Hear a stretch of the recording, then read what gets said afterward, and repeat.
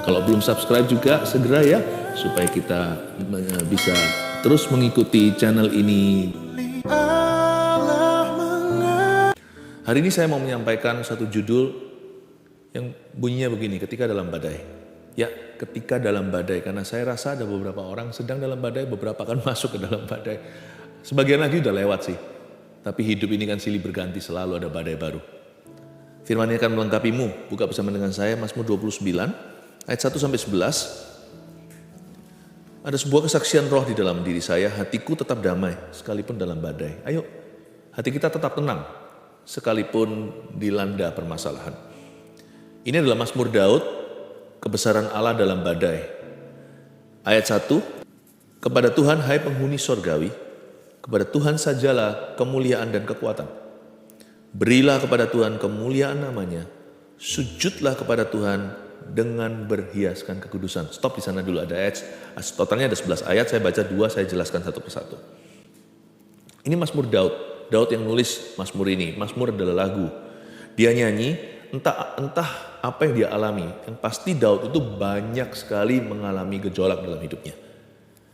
Bermula sebelum jadi raja dikejar-kejar Saul segala, Mazmur Daud itu relevan karena dia bukanlah orang yang berteori. Mazmurnya itu keluar dari kehidupannya sehari-hari. Dan seringkali mazmur terindahnya keluar dari lembah kekelaman yang dia lalui. Daud mengalami sesuatu badai, entah apa. Tetapi dalam badai itu Daud bermazmur. Ini juga mazmur unik sekali ya. Mazmur 29 adalah mazmur yang dibaca secara tradisional oleh orang tua Yahudi kepada anak-anaknya. Saat apa? Saat ada badai di luar atau lagi ada cuaca buruk. Orang Yahudi tidak izinkan anaknya ketakutan. Karena itu mereka langsung bacakan Mazmur 29. Mazmur 29 ini adalah mazmur yang dekat di dalam hati orang Israel. Karena dari kecil mereka dibacakan oleh papa mamanya. Makanya itu kita yang punya anak, sedikit tambahan info di sini, jangan suka bagi-bagikan yang negatif. Nanti mereka tumbuh dewasa punya gambar diri yang salah. Lebih celaka lagi kalau punya gambar tentang Tuhan yang tidak benar. Ketika cuaca di luar itu buruk sekali, orang Yahudi malah justru membacakan Mazmur 29. Ketika ada guntur gemuruh, mereka ingatkan anak-anaknya, itu hanyalah ciptaan Allah. Di balik guntur dan halilintar itu ada yang lebih berkuasa. Guntur halilintar itu hanyalah bersinnya Tuhan. Gitulah kira-kira kalau bahasa sehari-hari kita. Itu bukan apa-apa. Bahkan suara Tuhan lebih hebat. Ketika mereka dewasa, mereka tidak takut lagi. Kecuali takut akan Allah. Makanya itu lihat ayat pertama, kepada Tuhan hai penghuni sorgawi. Kepada Tuhan sajalah kemuliaan dan kekuatan. Ada kata kepada Tuhan. Kata Tuhan di sini saya hitung. Iseng-iseng saya hitung. Ternyata di dalam 11 ayat yang nanti kita baca semua, kata Tuhan disebut 18 kali. Lebih banyak dari ayatnya. Apa-apa Tuhan. Jadi itu anak-anak Yahudi. Gak heran keturunan Abraham diberkati. Tidak heran keturunan Daud itu berani. Kalau kita lihat sejarah Israel dikepung kanan kiri, mereka gak ketakutan. Mereka berharap sama Tuhan, dari kecil sudah digembleng begini. Jangan takut sama ciptaan atau apapun yang kau lihat, yang kau rasa, yang kau dengar, panca indera. Yang gak kelihatan itu penghuni sorgawi, lebih besar, lebih banyak, lebih nyata. Kita diajari lewat firman ini untuk kita itu berada di musyawarah Allah. Badan kita bisa ada di dunia, tubuh jiwa, tapi manusia roh kita itu harus kita jaga dalam hadirat Allah. Manusia roh kita itu lebih perkasa, yang menyertai kita itu lebih banyak, lebih nyata. Seperti Elisa berdoa agar Gehazi hambanya itu dicelikan matanya ketika dia dikepung oleh lawan Israel. Waktu itu dia melihat gunung itu dipenuhi dengan kereta-kereta berkuda dari sorga. Penghuni sorgawi itu bicara tentang di dalam alam roh. Pertolongan Tuhan itu ada. Dan yang kita lihat sekarang di depan ini bukan satu-satunya realita. Dunia ini sebenarnya bukanlah yang terbesar. Tapi ada satu keadaan yang jauh lebih besar daripada yang kita lihat dan bisa kita rasa. Penghuni sorgawi mengajarkan kepada kita bahwa kita harus selalu menempatkan diri di hadirat Allah. Kita harus belajar beriman tanpa melihat. Dan kalau kita mendengar janji Tuhan langsung responi. Percayalah Tuhan kita sekalipun gak kelihatan, dia nyata. Dan dia berkuasa. Kepada Tuhan, hai penghuni sorgawi. Yang menyertai kita yang gak kelihatan lebih banyak. Kepada Tuhan sajalah kemuliaan dan kekuatan. Tuhan disebut 18 kali. Berilah kepada Tuhan kemuliaan namanya. Waktu dalam badai justru harus sengaja untuk memberi kemuliaan kepadanya. Jangan berikan kemuliaan kepada persoalanmu. Waduh, mati aku. Loh, kok begitu pengakuannya? Kenapa kita berikan kemuliaan kepada setan? Setan, kamu pasti akan bisa hancurkan saya. Atau bahkan beberapa orang sudah percaya setan sudah telah menghancurkannya. Dia berkata, siapa bisa tolong aku? Habislah aku. This is the end. Sudah kiamat nih. Hidupku sudah berakhir. Lalu sedih, lalu depresi, dan bahkan mau bunuh diri. Jangan berikan kemuliaan pada setan. Pada waktu kita diterpa badai, saat itulah iman dibutuhkan. Nah, buat apa punya iman kalau fine-fine saja? Iman itu paling dibutuhkan di saat-saat kritis. Bukannya justru ketika kita dalam persoalan, kita semakin butuh Tuhan? Sebenarnya enggak sih, sebenarnya ada masalah atau enggak kita tetap butuh Tuhan. Tapi kan lebih terasa butuh, ya kan? Berilah kepada Tuhan kemuliaan namanya. Kata berilah di situ to give. It's a deliberate act atau sebuah tindakan yang nyata. Sebuah perbuatan yang disengaja. Berilah kepada Tuhan kemuliaan namanya. Justru akui firman. Dengan kita mengakui firman, kita tidak memberi kemuliaan pada setan. Kita memberi kemuliaan pada Tuhan. Kita mengakui apa yang Tuhan sanggup lakukan. Bukan apa yang setan akan lakukan. Bukan apa yang setan ingin lakukan, tapi apa yang Tuhan mampu lakukan untuk kita. Sujudlah kepada Tuhan dengan berhiaskan kekudusan. Kata sujudlah di sini itu menunjukkan menggambarkan sebuah postur tubuh orang tersungkur. Itu berarti penyerahan diri, submission, subordination dalam bahasa Inggrisnya, atau belajar untuk menundukkan yang diri dan menundukkan kemauan kita, kehendak kita. Ini menundukkan hati kita kepada Tuhan dan pikiran. Mencium kaki Tuhan, sujudlah kepada Tuhan dengan berhiaskan kekudusan. Waktu kita diterpa badai, kita sedang mengalami tekanan. Kalau kita nggak tahu harus berbuat apa-apa, lakukan yang satu ini nggak pernah salah. Serahkan kehendakmu kepada Tuhan. Rasanya nggak kepingin memuji, pujilah Tuhan. Karena bukan kehendakmu dan kehendakku yang jadi, tetapi kehendak Allah yang terjadi. Bukankah firman berkata, pujilah Tuhan dan bersyukurlah dalam segala keadaan. Waktu kita disakiti rasanya mau balas orang itu, tapi firman Tuhan berkata, berikan pipi satunya. Sesusah-susah kita itu mengampuni, jangan berhenti sampai pengampunan. Belajar memberkati musuh kita, karena Tuhan selalu benar. Dan gak pernah merugi orang yang melakukan kehendak Allah. Ruginya cuma dalam perasaan. Kok enak orang itu aku berkati, wong dia begini sama aku. Kenapa aku harus ampuni, dia tidak mau berubah. Ruginya itu digembar-gembor dan dibesar-besarkan dalam jiwa kita. Tapi orang yang melakukan kehendak Tuhan sesungguhnya tidak pernah rugi dalam realita. Rugi apa? Karena itu mengundang penyertaan Allah. Orang yang kita ampuni, berubah gak berubah itu urusan dia. Tapi kalau kita mengampuni orang itu, kita yang berubah. Kita yang diberkati oleh Tuhan. Kita yang gak jadi stres dan depresi gara-gara itu, tidak penyakitan. Lihat nanti ya, pada saat hari Tuhan menolong kita gak perlu dipulihkan lagi. Kita tinggal menerima pahala. Tapi coba, pertimbangan mereka yang ketika dalam tekanan meninggalkan Tuhan. Waktu nanti pertolongan datang, mereka gak layak menerima seperti Esau. Mau dengan nangis pun, dengan terseguk-seguk, dengan merengek-rengek, dan dengan meronta-ronta. Pada saatnya dia harus menerima hak kesulungannya, dia ditolak mentah-mentah. Jadi sebenarnya orang yang sujud kepada Tuhan ketika dalam masalah, itu nanti di dalam hidupnya jauh lebih diberkati. Dan in the long run jauh lebih berguna. Jangan pernah kita itu mengambil keputusan gegabah atas kondisi sementara. Makanya orang dalam tekanan harus bersabar di kaki Tuhan. Sujudlah kepada Tuhan, lalu ditambahkan dengan berhiaskan kekudusan. Berhiaskan kekudusan dan berhiaskan kekudusan dalam bahasa Inggrisnya in the beauty of holiness. Bukan berhiaskan kekudusan semata-mata, tapi kekudusan itu seperti permata.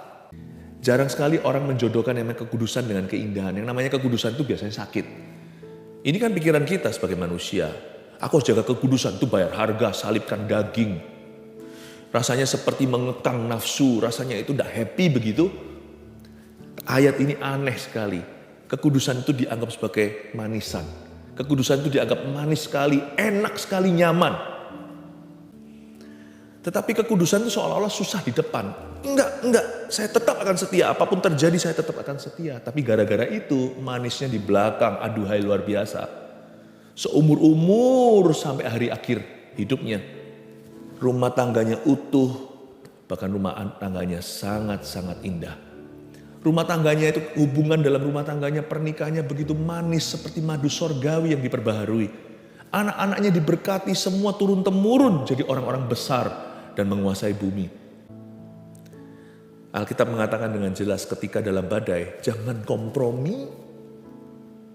Kalau dalam tekanan, dalam persoalan, apalagi yang enggak, persoalan atau problema enggak kunjung selesai gitu ya. Itu yang melatih otot stamina rohani kita. Rasanya nih kapan aku keluar dari persoalan ini. Rasanya itu kita garu-garu kepala tiap hari, itu kita elus-elus dada dan berkata, kapan ya Tuhan, bila manakah Engkau akan menolong aku. Kalau seperti itu hati kita, jangan tergoda untuk marah. Pada saat kita nggak tahan, desperado, putus asa, cepatlah cium tanah. Kiasan saja ya, atau sungguhan nggak apa-apa. Harafia proskuneo atau tersungkur, biar hidung dan yang namanya dahinya ini melekat ke tanahnya. Lalu di situ sembahlah, sujud pada Tuhan dan serahkan kembali kehendak-Mu padanya. Serahkan kemauan, pikiran, hati, seluruh hidupku, serahkan tubuhku sebagai persembahan yang hidup dan yang berkenan kepadamu. Tuhan, aku mau memberontak rasanya, tapi aku tidak akan izinkan kakiku lari. Hari ini, ku tekuk kakiku ya Tuhan. Ku buat dia berlutut bersujud di hadapanmu. Bukan kehendakmu, tapi kehendakmu jatuh. Jadi aku menunggumu sampai Engkau menolongku. Aku tidak kemana-mana, aku tetap setia. Wow! Itu nanti ujungnya berhiaskan kekudusan. Jangan lari justru ketika dalam masalah. Justru lari mendekat. Karena itu penting sekali di dalam badai kita harus menyembah Tuhan. Dan kita harus belajar menundukkan diri kepadanya. Bukan justru lari dan murtad dari jalannya. Itu dia. Di 2 ayat ini kita baca, kita mengerti sekarang dalam badai apa yang harus kita lakukan? Sembahlah dia. Dalam badai apa yang harus kita lakukan? Sujud kepadanya alias tundukkan dirimu dan hidupmu di bawah kakinya. Jangan turuti hawa nafsumu. Jangan halalkan segala cara. Jangan cuti dari hadirat Allah. Ayat 3. Suara Tuhan di atas air. Allah yang mulia mengguntur. Tuhan di atas air yang besar. Berhenti di ayat 3 sebentar. Garis bawahi suara Tuhan. Saya hitung lagi di 11 ayat ini. Kata suara Tuhan diulang 7 kali. Kalau kata Tuhan 18, suara Tuhan 7 kali. Berarti sangat key atau sangat kunci ketika seseorang di dalam badai taufan kehidupan. Dia harus belajar mendengar suara Tuhan. Dan mendengar suara Tuhan gak boleh sekali.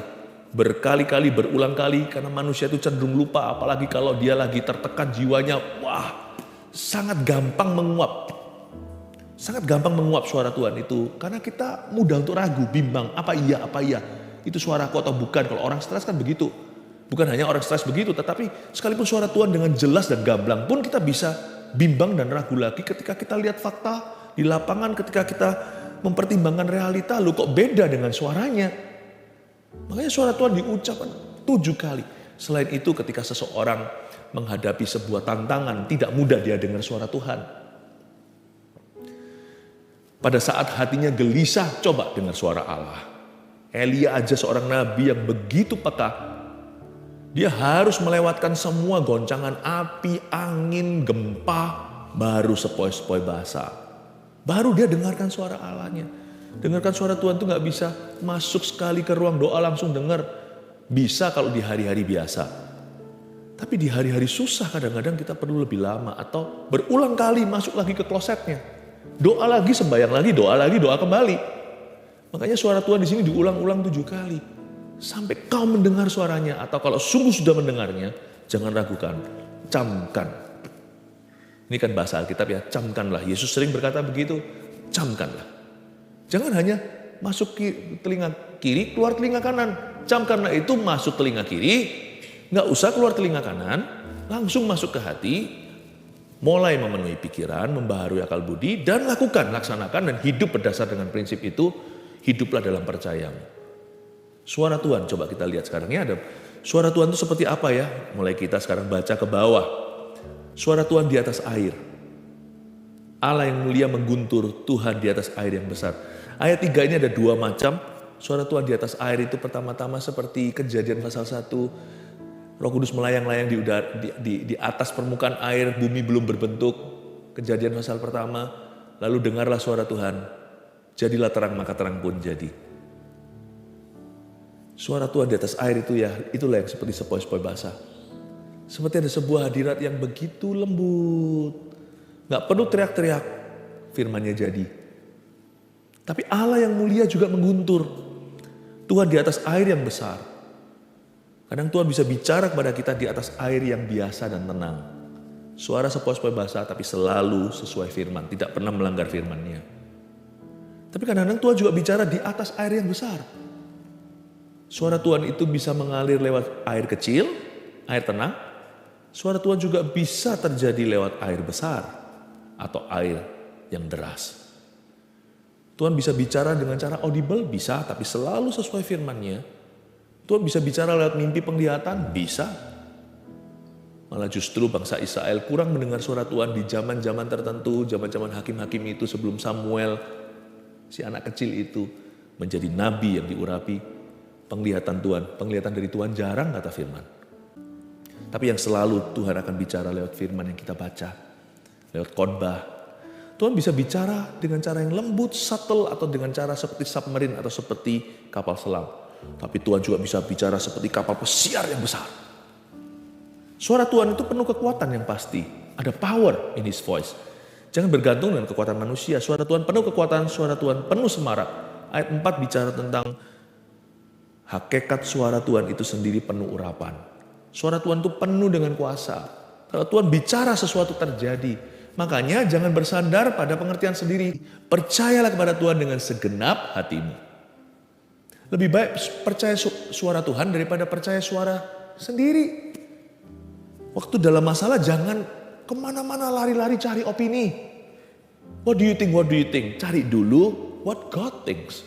What God says about you. What God is saying about your situation. Daripada cari kemana-mana, lari ke seluruh kampung. Cari opini manusia, mending cari dulu. Apa yang menjadi firman Tuhan dalam situasi ini. Tuhan ngomong apa? Tuhan bilang apa tentang keadaan ini? Apa kata firman tentang dirimu? Suara Tuhan itu penuh kekuatan. Rahasia kekuatan bukan pada suara manusia, suara diri sendiri. Jangan hidup berdasarkan feeling atau perasaan. Perasaan itu bisa menipu kadang-kadang. Tidak ada kuasa bagi orang yang hidup dari perasaannya. Orang benar hidup dari iman. Hidup oleh iman, bukan oleh perasaan. Ayat 5, suara Tuhan mematahkan pohon aras. Bahkan Tuhan menumbangkan pohon aras Libanon. Itu bukti kuasanya digambarkan dalam sebuah kiasan.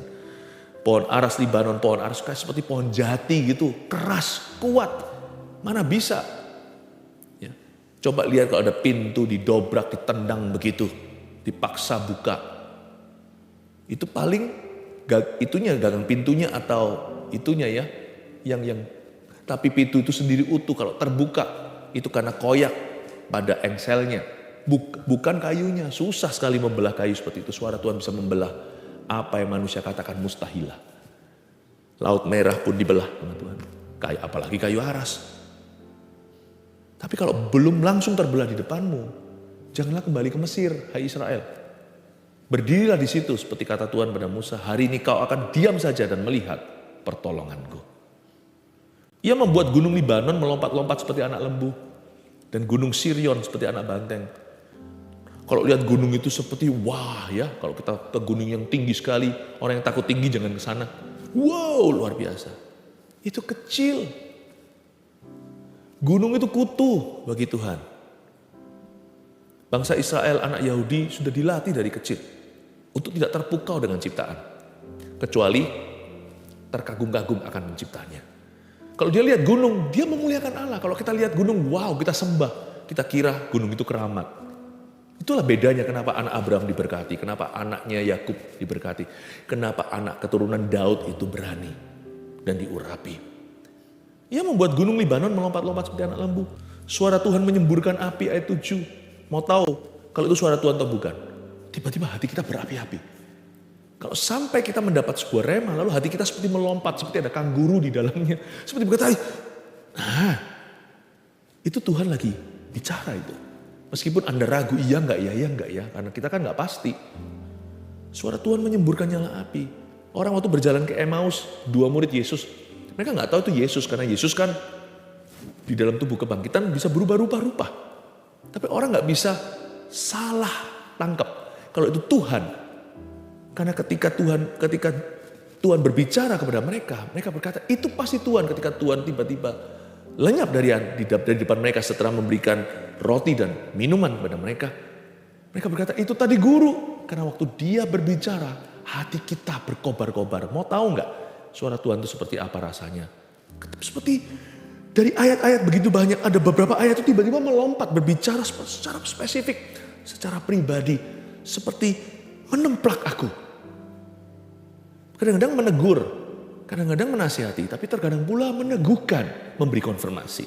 Tapi suara itu juga harus dijaga. Api pun bisa padam kan? Harus dijaga. Makanya itu dengarkan 7 kali. Berkali-kali, setiap kali, ulang lagi. Selalu kembali ke suara Tuhan. Ketika mulai luntur rasanya suara Tuhan dalam diri kita, suara dunia lebih keras dan lebih bising rasanya. Balik lagi, kembali lagi. Sampai suara itu kembali berapi-api. Suara Tuhan membuat padang gurun gemetar. Tuhan membuat padang gurun Kades gemetar. Padang gurun gak langsung diairi, tapi kalau Tuhan berbicara, itu akan gemetar. Tahu gak? Mungkin Anda sedang mengalami padang pasir rohani Anda. Padang gurun, masa paceklik, gak tahu ini, muter-muter Sahara, selalu oasis semuanya hanyalah PHP pemberi harapan palsu. Setiap kali kelihatan di situ kayaknya ada satu mata air, ada satu badan air. Saya ke sana, ternyata hanya pasir. Saya ingatkan ya, ini juga suara Tuhan, tangkaplah dari mulut saya. Padang belantara yang kau alami sekarang ini bukan destinasimu. Ini transit saja. Anda akan keluar. Jangan gemetar sama padang gurun. Kalau Anda punya suara Tuhan, padang gurunnya yang gemetar di hadapan Anda.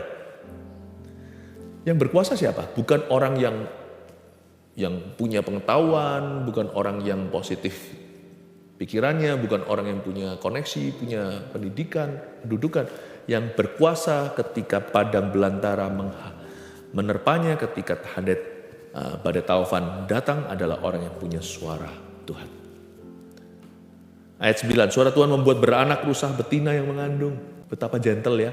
Keras juga mungkin ya, sampai kaget, terkejut beranak. Tapi juga bisa diartikan, Tuhan itu begitu lembut sampai membuat seorang ibu, dalam hal ini hewan, untuk bisa melahirkan dengan sempurna. Bahkan hutan digundulinya dan di dalam baitnya setiap orang berseru hormat. Di ayat 9, suara Tuhan dari kiasan tadi sudah masuk ke umat. Dalam baitnya, Anda dan saya, itu dalam hadirat Allah. Orang-orang berseru hormat, artinya, ya Tuhan, aku menghargai Engkau lebih dari apapun yang kulihat. Tuhan itu begitu lembut, begitu personal dia. Dia membantu rusa untuk melahirkan. Dan bahkan dia membantu umatnya. Seperti seorang butler, seperti seorang pelayan. Tuhan itu baik ya. Suara Tuhan itu gak nakut-nakuti kita. Suara Tuhan itu membuat kita delivery. Membuat kita bisa menghasilkan. Tuhan bersemayam di atas air bah. Wah, ini suara besar. Tuhan bersemayam sebagai raja untuk selama-lamanya. Ayat 11, Tuhan kiranya memberikan kekuatan kepada umatnya. Tuhan kiranya memberkati umatnya dengan sejahtera. Ayat 11 ini penutupan. Anda perhatikan ada 2 kado dari Tuhan di situ. Yaitu ketika di dalam badai, Tuhan berikan dulu apa? Kekuatan. Tuhan kasih kekuatan baru. Nggak tentu ada mujizat langsung ya atau jawaban gimana. Tetapi yang pasti orang yang mencari Tuhan saat masalah, orang itu pasti memperoleh kekuatannya. Itu sudah nggak perlu dibantah. Lalu ada janji yang indah. Tuhan kiranya memberkati umatnya dengan sejahtera. Kita dikasih kekuatan di tengah atau di dalam badai. Dalam badai diberi kekuatan baru. Tapi nanti waktu kita keluar dari badai itu, kita diberi damai sejahtera. Ini yang saya sebut strength in the storm, but peace after the storm. Inilah janji Tuhan bagi orang-orang yang setia dan sujud di bawah kakinya sampai badai itu berlalu. 3 poin ini tolong dijadikan rangkuman. Ketika dalam badai, nomor 1, sembahlah Tuhan dalam penundukan diri kepadanya. Ingat, kata Tuhan 18 kali disebut, itu bukan iseng atau kebetulan. Always Tuhan, Tuhan, Tuhan, Tuhan. Everything, segalanya Tuhan. Jangan megahkan persoalanmu, tapi Tuhannya. 2, dengarlah suaranya yang penuh kuasa atau sepoi-sepoi basah. Sama aja, pokoknya dengarkan. Tapi saya nggak pernah dengar suara Tuhan. Tapi apa yang hatimu katakan dalam firman-Nya? Nah itu juga harus Anda perhitungkan. Itu sepoi-sepoi basah. Kadang-kadang suara Tuhan bisa dengan nyata, lewat nabi, lewat nubuatan, bolehlah. Sepoi-sepoi basah itu semua kita mengalaminya. Itu namanya the Holy Spirit's inner testimony in you. Kesaksian roh di dalam dirimu.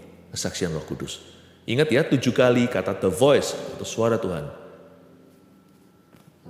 dituliskan di 11 ayat ini. Terakhir, ketika dalam badai, terimalah dulu kekuatan baru dan damai sejahtera setelahnya. Saya suka sekali kata damai sejahtera di sini. Umatnya dengan sejahtera. Tuhan kiranya memberkati umatnya dengan damai sejahtera. Kata damai sejahtera di situ shalom peace.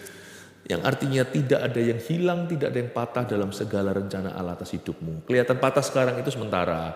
Kelihatan hilang sekarang pasti nanti akan ditemukan. Dalam Tuhan itu semua akan indah pada waktunya. Tuhan itu pemulih, itu semua akan kembali. Kembali itu atau kembalikan dengan cara yang lain, Tuhan tidak pernah berhutang sama orang-orang yang setia. Terimalah dulu kekuatan hari ini, lalu terimalah damai sejahtera nanti ketika Anda keluar dari masalah itu. Apapun yang hilang, niscaya Tuhan kembalikan. Apapun yang patah, Tuhan akan sambung kembali. Tidak akan dibiarkan bulu itu patah terkulai selama-lamanya.